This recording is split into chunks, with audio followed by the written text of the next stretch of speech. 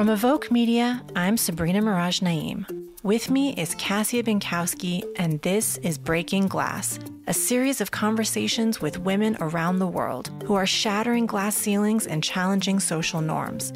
They are audacious, gutsy, and their stories are echoed across borders and generations in a rallying cry that is changing the narrative for women everywhere.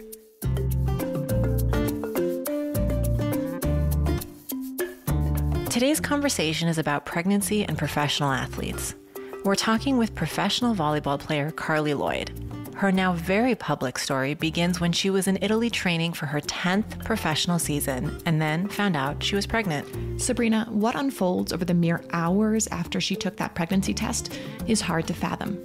Carli and her partner didn't even get a chance to process this news personally before it was thrust into the public view and her contract was swiftly canceled. Traumatic as it was, Carli's story is not unusual. She joins us to reflect on women's rights in professional athletics and the culture shifts being seen across some sports to begin to mandate pregnancy policies and protect maternity leave for mothers. Take a listen.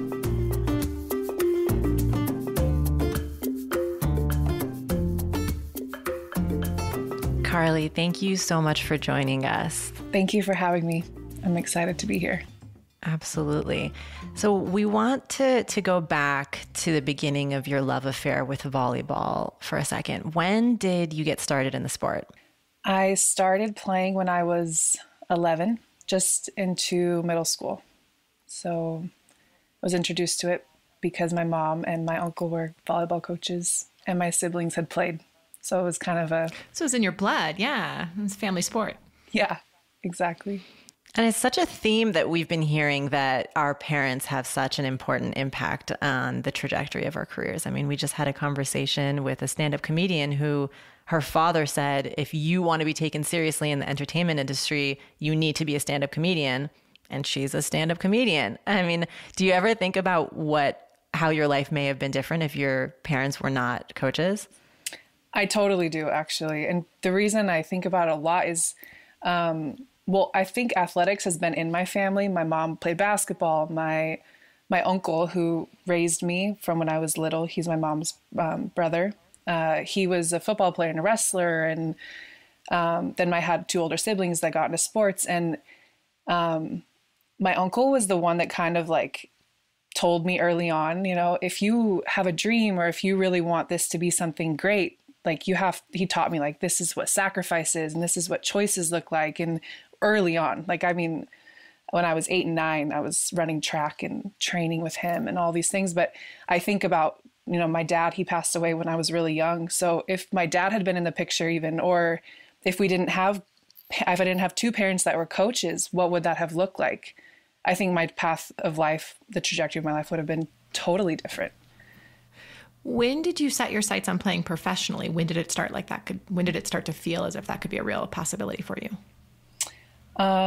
In college, I actually didn't know that professional volleyball was a possibility when I was younger than that. I mean, I'd seen the Olympics and I knew that, but I mostly followed beach volleyball in the Olympics. I didn't really see a lot of indoor happening.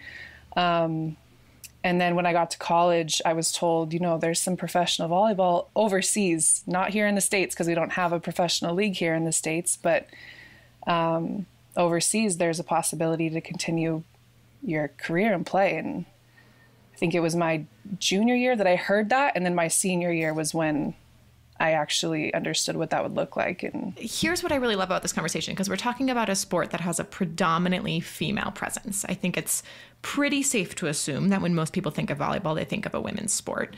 Of course, that's not exclusively the case. There are absolutely men's leagues, but I know that to this day, the vast majority of U.S. colleges only have women's team, and that's in part to comply with Title IX regulations. But what does the professional industry look like? What does the gender equity at that level of playing look like? I think everywhere there's a female league, there is a male league. Interesting. Mm-hmm. There's overseas volleyball is, after soccer, the number one sport. So for men and women, soccer is the number one sport for most countries for male. If you look at Italy or France or Germany, Brazil. There's soccer leagues. There's also volleyball leagues, and there's female and male volleyball leagues in all of those countries. Let's fast forward. You have 9 professional seasons under your belt. And last fall, you were in Italy training for your 10th season as a professional volleyball player. And quite unexpectedly, you found out that you were pregnant. And what happened next? Walk us through the next few days. Oh my gosh. I found out I was pregnant by taking a at-home pregnancy test. I actually had to seek out a friend that wasn't in the volleyball world to get me a pregnancy test from a pharmacy, because if I went, it would have been crazy chaos. Which it was anyway. Spoiler. Which it ended up being anyways. But just for like a little reference, if you're a volleyball player in Italy, you're known because it's a sport that's televised. It's a sport that's obviously the biggest sport for females over there. So I've played 4 seasons at the time over there. I was well known in a lot of places. So I knew I had to be careful about how I was going to go about this, so I took a pregnancy test, found out that it was positive. Big surprise for us. We were planning on waiting 2 more years. But, and then it was like 100 miles an hour. I called my agent, to tell him, and he basically, he was supportive. I've worked with him for 9 years. So he was supportive but really stressed, and said, I'm coming to your apartment. We need to figure out what we're going to do. So I think 4 hours later, we were in the house of my president for the club. I was telling him and his wife in tears, super stressed. I hadn't even processed the information at that point. It was like, I was telling my agent because I thought that was the right thing to do, right away, because I knew that he would have, okay, these are the steps we take, but the steps that ended up happening were so fast. And every time I think about it, my heart races because it was so emotional. But told the president of my club and his wife, who was also part of the club. And then they said, okay, we're going to get you a blood test in the morning. And then we're going to have to make an announcement, because I was going to miss practice the next morning. And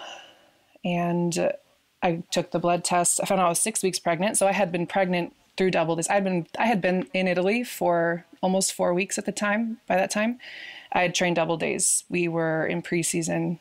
I had really no symptom that I was pregnant. I was training hard. I was taking naps like I always do between practices. But that test showed I was 6 weeks pregnant. And then, my agent and my president told me we would like to release a statement that you're pregnant and that you don't have COVID, because people are thinking you have COVID. You haven't been in the gym for a practice. And they said, you have, a day to tell your family. And I had already told my boyfriend, but I hadn't told my family yet, because in Italy, we're 9 hours ahead of the States, and everyone was sleeping at the time. You didn't even have enough time to process it yourself before all of these wheels went into motion. You didn't have the time to even decide how you felt about it or tell the people closest to you in your life. And then you had to make a public statement.